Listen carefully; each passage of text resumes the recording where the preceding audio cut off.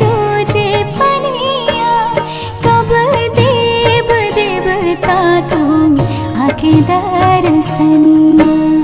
जोड़े जोड़े सुबाबा आदित्य देव घाटा बापे दीवा की चढ़ावे हो। जल बीच खड़ा हो दर्शन लाया सारा लगावे हो। जल बीच खड़ा होई दर्शन ला आसरा लगावे हो।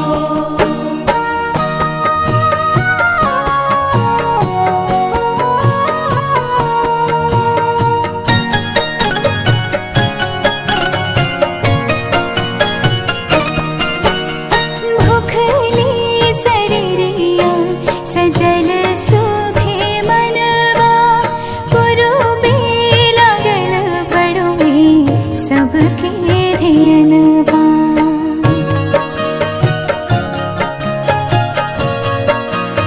हाँ, भूखली शरीरिया सजल सुभे मनवा, पुरुबे लागल बड़ुए सबके धियनवा। जोड़े जोड़े दौड़ाय दीनानाथ घाटा बापे दीवा की चढ़ावे हो। जल बीच खड़ा हो दर्शन लाया सारा लगावे हो।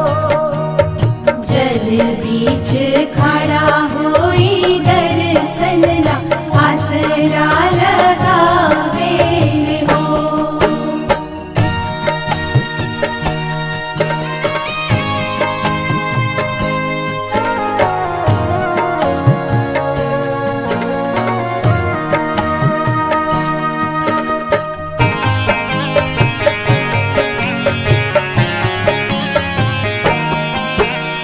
विनय बिहारी लिखले माई के भजनवा, गवेली पलक बेटी धई के धियनवा।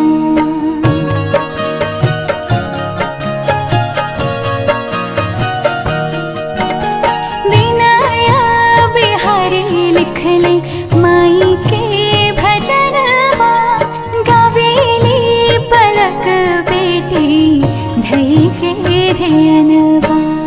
जोड़े जोड़े प्यारी गंगा मैया घाटा बापे दीवा की चढ़ावे हो। जल बीच खड़ा हो दर्शन लाया सारा लगावे हो। जल बीच खड़ा होई दर्शन ला आसरा लगावे हो। एक पाड़े रह के मेक में बोल चढ़े जीते श्री महागणपति नमः, लक्ष्मी नारायण भ्यो नमः, उमा महेश्वर। जब हाथ जोड़ के चढ़ाने के बाद हाथ जोड़ के प्रणाम कीजिएगा। ये तो होने से हुआ से ही आता खाते।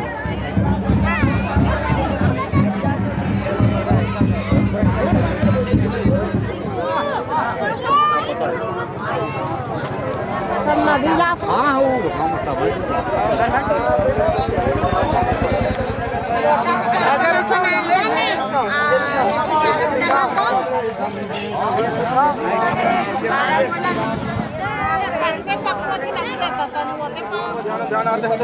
समर्पयामि, चढ़ा दीजिए।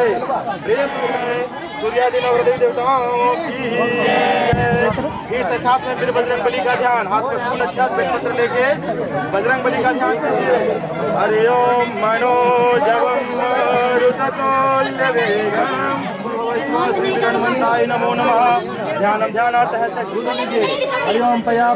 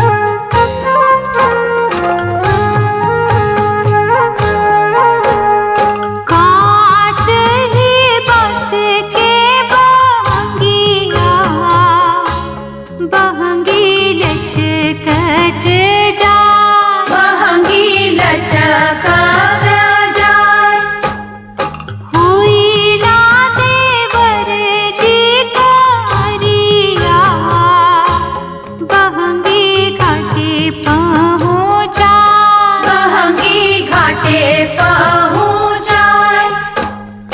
तुहरे जे बारी छठी मैया, बहंगी उनके के जा, बहंगी उनका के जाए।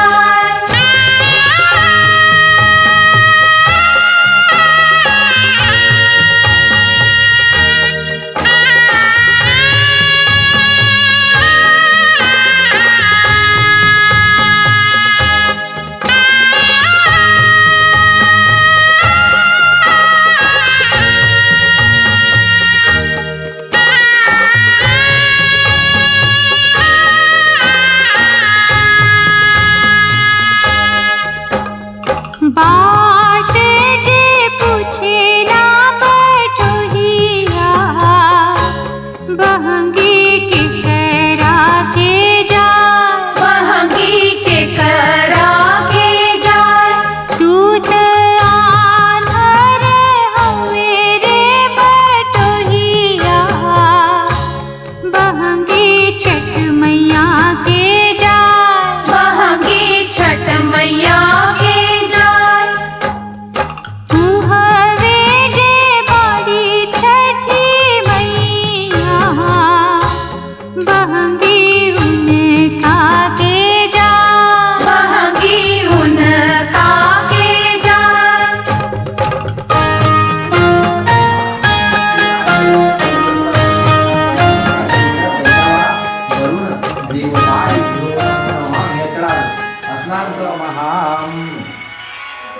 माने तखने गेले करावेला कुछ देरी बाद पहुंचिए जेतो। हाँ हाँ हाथ जोड़कर प्रणाम करो। फिर फूल अक्षत लेके सत्यनारायण भगवान का ध्यान करो। हाँ तनर्घ जल से स्नान कराओ। स्नानी व समर्पणामि सागर ठाकुर देताये भ्यो नमः तत्सिंधु कटिगर इंद्रम सुवर्ण रक्तवतीताये भ्यो नमः। चलो एक दो राम वहां पर शुद्ध हो यहीं पर एक ही सामने ही रहे। चलो भगवान को दो मिनट शुद्धि कामज्ञान में चढ़ा दो। ओम जग्यो पवित्रम भगवान देताय स्वाहा, ओम व्यानाय स्वाहा, ओम समानाय देताय भगवान देताय भोगम देश। जतने कामनाएं पूरी हो सके माता श्री सूजी ने वा कहा कि हे दिया विभो सेवा चिंता मुझको करवा सेवा ब्रह्म जीवा मानव कल्याण की इच्छा सेवा विभिन्न वा लोगों पर भ्रमण वा कर वा पृथ्वी लोक पर वा पहुंचे और अपने अपने वा कर्मों के अनुसार वा लोगों को दुखों से पीड़ित वा देखकर वा नारद जी बहुत वा बैठते हुए और मन में वा विचार वा करने लगे कि किन वा प्राणियों की वा दुखी वा चार भुजा वाले वा संकट गदा पद्मार अंत नहीं है। आप सृष्टि की कण कण में वा विद्यमान और अपने वा भक्तों की वा मंगल कामनाएं के पूरी वा सकेगी वा। तब वह नारद जी ने वह कहे कि वह पृथ्वी लोक पर जन्म लेने वाले मानव अपनी वाह के गावा ऐसा उपाय हुआ जिनसे वह उनका वह दुख नष्ट हो सके और सुख संपत्ति का वह भोग करते हुए मोक्ष को वह प्राप्त हुआ। श्री भगवान ने कहा कि वह नारद अब मैं ऐसे वह व्रत को वर्णन करने जा रहा हूँ जिसे वह करने से विश्व की करने से उनकी वह सभी मंगल कामनाएं पूरी होगी। वह कलियुग में मनुष्य मोक्ष का प्राप्त का यही एकमात्र उपाय है। तब नारद जी वह जब वह मैं हे विधि विधान की वह जानकारी से ही तो वह विवश नारायण वह बोले कि वह मनसा वचन वह कर्म से शुद्ध होकर वह मनुष्य भक्ति एवं श्रद्धा भाव से वह किसी भी दिन वह व्रत करने कर सकता है। नौवे धर्मान की सबसे पहली बार वह सतानंद वह सत्यनारायण भगवान की व्रत वह उसे वह ब्राह्मण ने प्राचीन वह समय में सत्यनारायण भगवान का वह पूजन वह करता था। ब्राह्मण ने वह प्रेम से वह कष्ट वह सहन वह कैसे करते हैं आप वह ब्राह्मण ने कहा कि वह मित्र आर्थ की वह कोई साधन नहीं कर बात सुनकर वह बूढ़े व्यक्ति ने वह कहा कि मित्र श्री सत्यनारायण भगवान का व्रत करने से सभी कष्टों का निवारण वह हो जाएगा। सत्यनारायण भगवान की पूजा आराधना करने से वह जो है तुम्हारी सभी कामनाएं पूरी हो सके तो ध्यान हो गया। और निर्धन ब्राह्मण की बात, बूढ़े बा व्यक्ति की बताए गए बा कि उसने निश्चय बा किया कि उस रात में निद्रा नहीं आया और व्रत करने के बारे में सोचता रहा। रात भर भी सत्यनारायण भगवान का स्मरण करता हुआ प्रातः उठकर सत्यनारायण भगवान की व्रत करने का निश्चय किया हुआ। निर्धन व ब्राह्मण भिक्षा मांगने के लिए वह निकल पड़ेगा और उस दिन वह ब्राह्मणों का भिक्षा में बहुत धन मिला। घर लौटकर उसने वह अपने व आसपास के लोगों के साथ सत्यनारायण भगवान का पूजन किया। उसे व्रत कथा सुनने के वह बाद कहता हुआ ब्राह्मण ने हर बार महीने सत्यनारायण भगवान का वर्णन स्वामी की जय चढ़ा दीजिए। अर्घ्य जल से स्नान और स्नानी व समर्पणामि अर्पण चढ़ा दो। सबको उठाते हैं, हम बैठे रहना। वाह ओम कर्पूर भुजगेन्द्रहारं सदा वसन्तं हृदयालविन्दे भवं भवानी सरिसहरे स्वामी जय जगदीश हरे संकट भक्तजनों के संकट टलने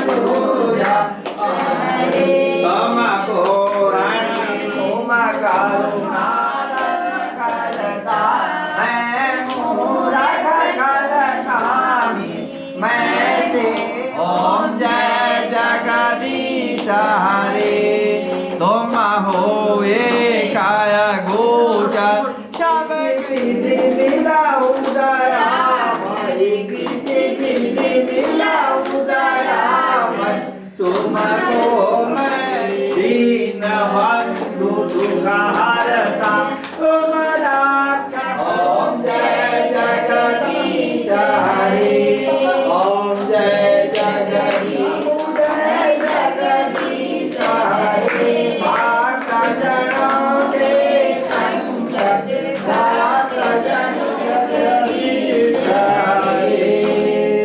को नीचे रख दीजिए। हाँ, हाथ जोड़ लीजिए।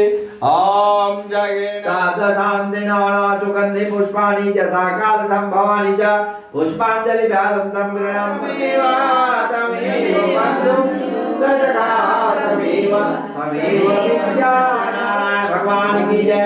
शाली ग्राम देवता की जय। बोलिए ग्राम देवतन की जय। गौ माता की जय। गंगा माता की जय। हर हर महादेव। रोटी वाला फूल निकालो।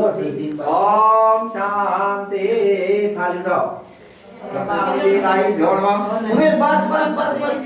जय भगवान। चाह लायक पैसा देगा तिलो बैठ जाओ।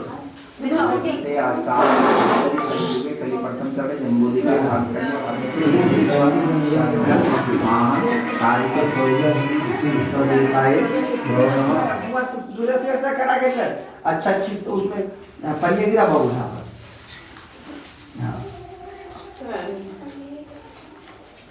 उसमें डाल दीजिए और एक को पैसा दे दीजिए। और चलो नहीं गुड़िया करने गई छोटी गुड़िया बड़ी गुड़िया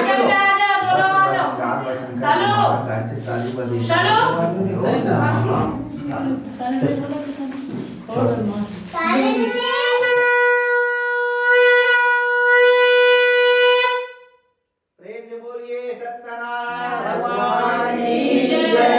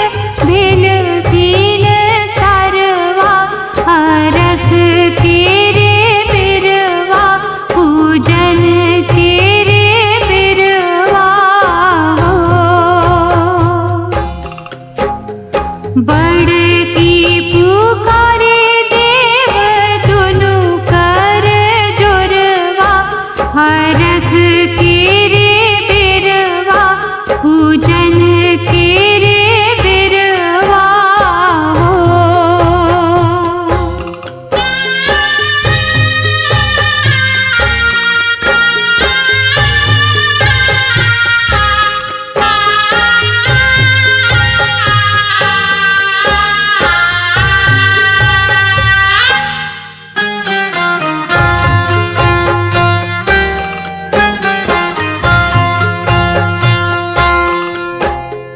बांझिन पुकारे देव दुनु कर जोरवा हरख के रे बिरवा पूजन के रे बिरवा हो।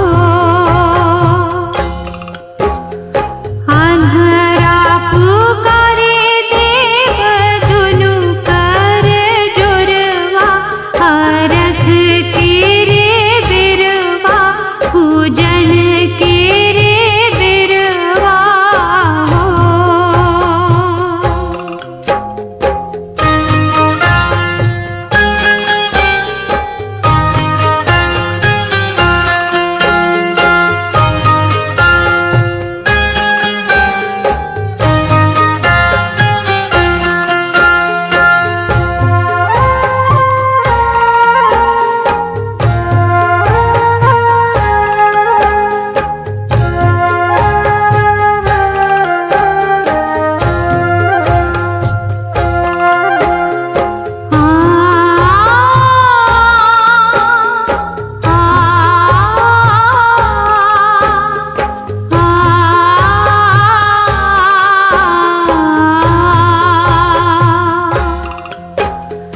निरखन पुकारे देव दुनु कर जोरवा हरख के रे बिरवा पूजन के रे बिरवा हो।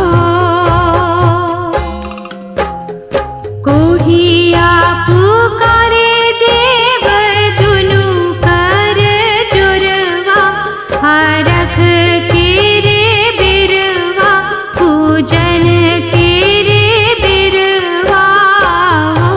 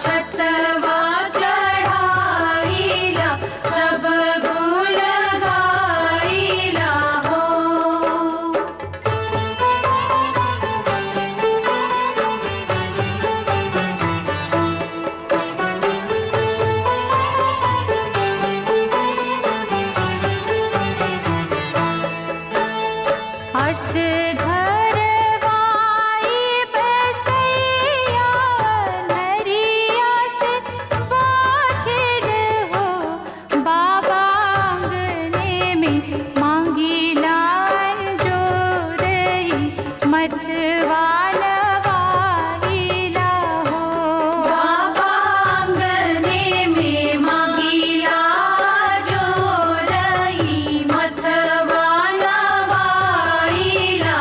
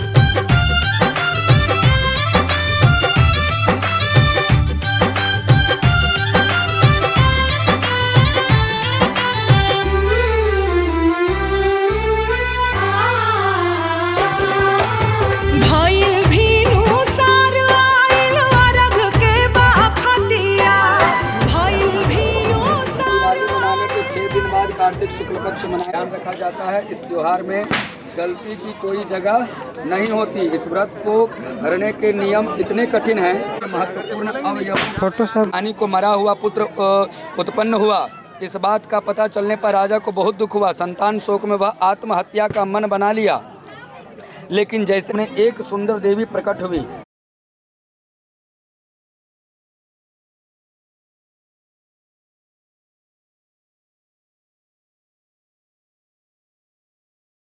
से मेरी पूजा करता है, मैं उसके सभी प्रकार के मनोरथ को पूर्ण कर देती हूँ। यदि तुम मेरी पूजा करोगे तो मैं तुम्हें पुत्र रत्न प्रदान करूँगी। देवी की बातों से प्रभावित होकर राजा ने उनकी आज्ञा का पालन किया। राजा पूजा की। इस पूजा के फलस्वरूप उन्हें एक सुंदर पुत्र प्राप्ति हुई। तभी से छठ पावन का पर्व मनाए।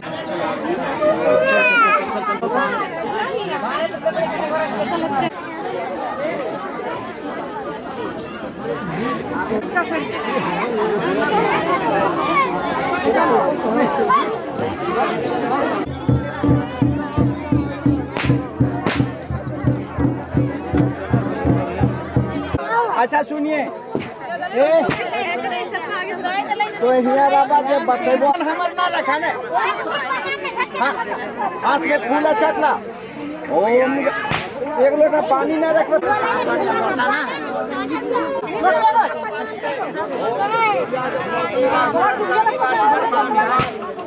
देताभ्यो भ्यो नमः।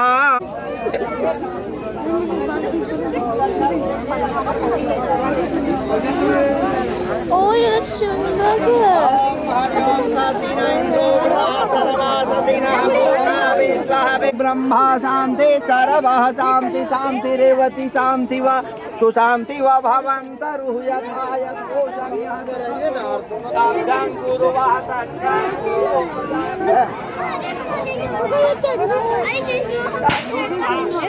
कुल देताभ्यो नमः, ग्राम देताभ्यो नमः, स्थान देताभ्यो नमः। एतद्वा प्रधान वा गणेश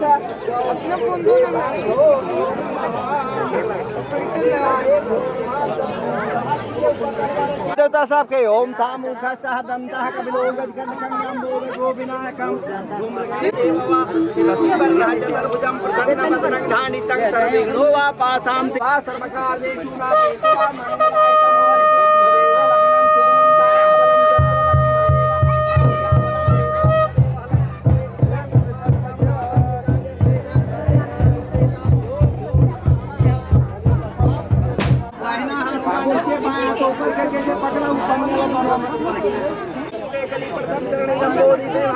भारत से आर्थ बढ़ते मातु तमाम से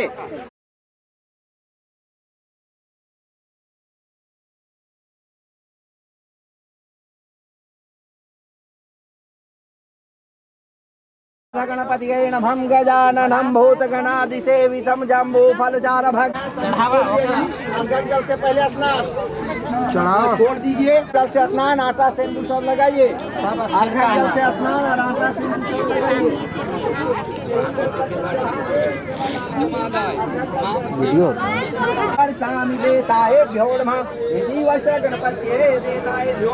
सभी हाथ जोड़कर प्रणाम कीजिए। आप एक मिनट जरा आप हमारे पर ध्यान नहीं देते जो बोलते हैं। नहीं, अब पूजा ध्यान देते, पूजा में अपना मन बैठाइए। चलिए अर्घ्य जल से स्नान आटा सिंदूर सब लगाइए। चलिए उसको चढ़ाइए।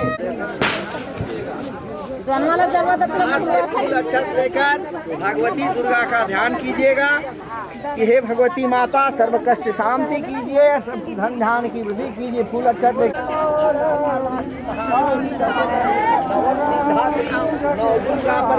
देता है स्नान कीजिए। चढ़ा के अर्घ्य जल से स्नान आटा सिंदूर सब लगाइए। अर्पण छोड़ चुका जिसमें जा फला पुष्पाणी हृदय में हेम बीजा वृतानंद पुष्पा फल प्रदान देता है।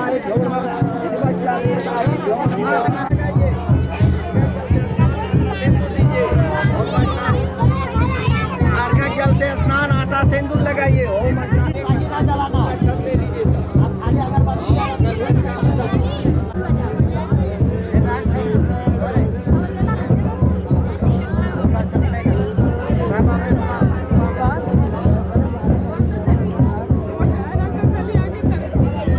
जला के दिखा के कोई सब गड़बो थी ने और प्रसादी एक दोना निकाल के ओकर में फल दे के कम से कम चढ़ा दो है ना।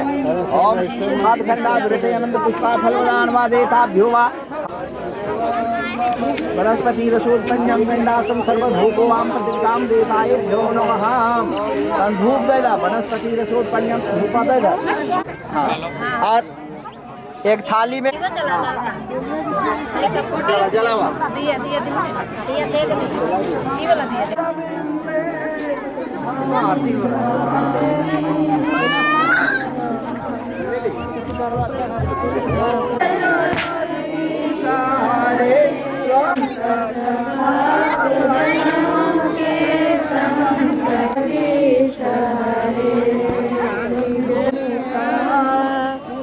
संपत्ति घर आवे सुख संपत्ति घर आवे तम दे तम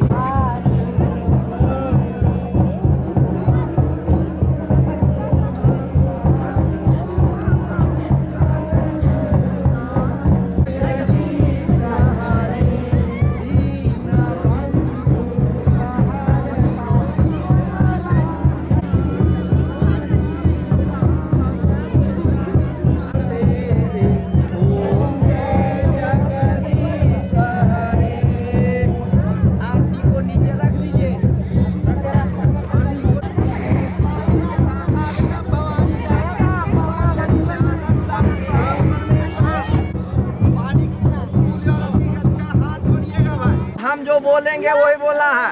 तुम्हें व माता जपिता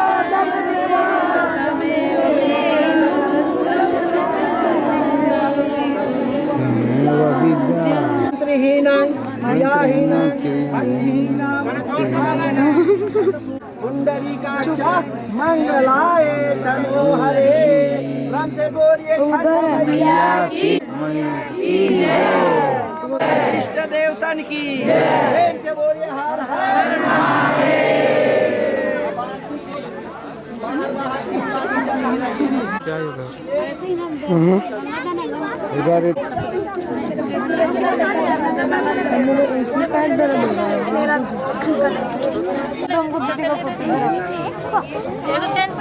इधर देखो चालू टेन पे है मामी एकदम पतला सा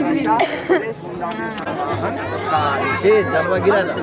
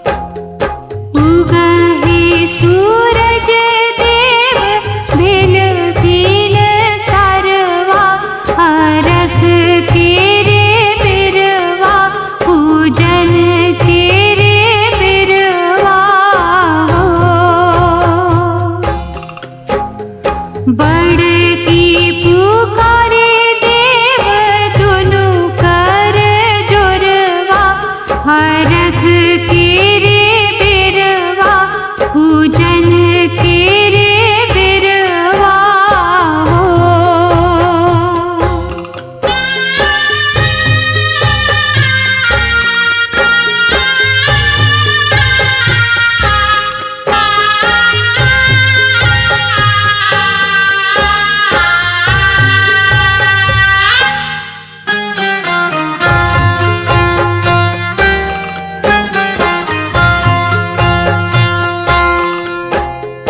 बांझिन पुकारे देव दुनु कर जोरवा हरख के रे बिरवा पूजन के रे बिरवा हो। अन्हरा पुकारे देव दुनु कर जोरवा हरख के रे बिरवा पूजन के रे बिरवा हो।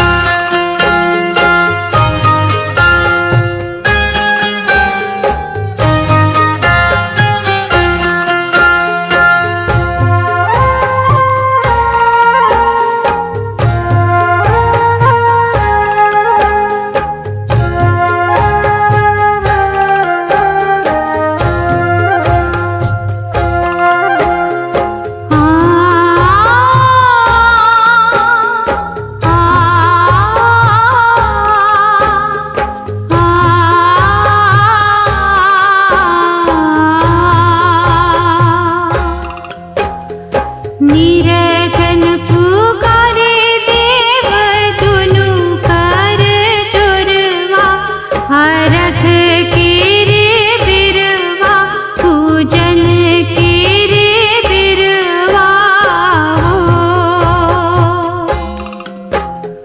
कोहिया पुकारे देव दुनु कर जोरवा हरख के रे बिरवा पूजन के रे बिरवा हो।